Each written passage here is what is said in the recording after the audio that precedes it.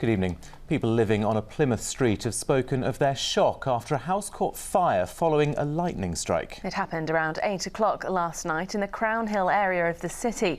2 people are believed to have escaped unhurt. Well, Sam Blackledge is there for us tonight. Sam, you can see the damage behind you. Can you tell us any more about what happened?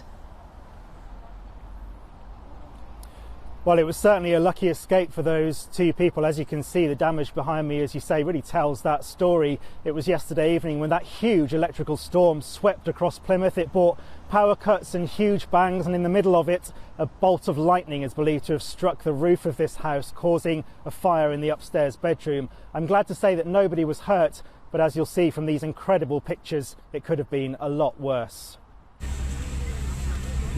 Wow.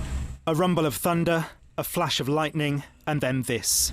Absolutely terrible. You can hear the shock in the voices of people who have just seen their neighbour's house burst into flames. Oh my God. That's what the lightning's just done, it's just set the house on fire.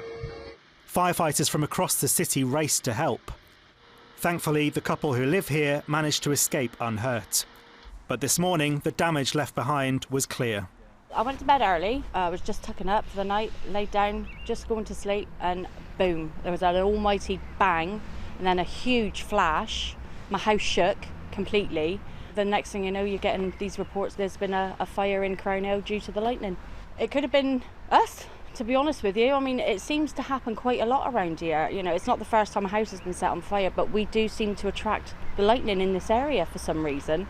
And, you know, my house has shook quite a few times in the last few years where we've had these big lightning strikes. The fire service said this was a major operation, with engines coming from as far away as Totnes and Bovey Tracy to help out. A structural engineer was called to inspect the chimney, and the aerial from the roof now lies blackened in the front garden. Martial arts teacher Johnny was driving home when he saw the flames.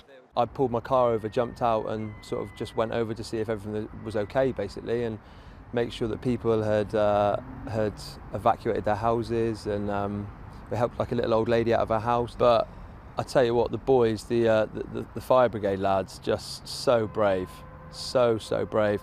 You know, this house was fully ablaze and they just stormed straight through without batting an eyelid. So hats off to those lads, because that's sort of true bravery. They just stormed straight in, and I think they eventually got to grips with the fire and tackled it, got it under control. It says a lot about how close this community is that a fundraising page has already been set up for the couple who've had to leave this house. We're told they're staying with family nearby, but who knows how long it will be until they can return.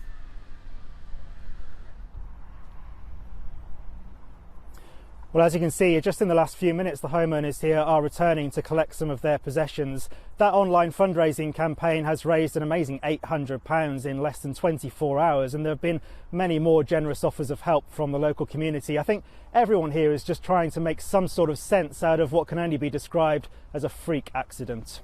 OK, Sam, thank you very much indeed.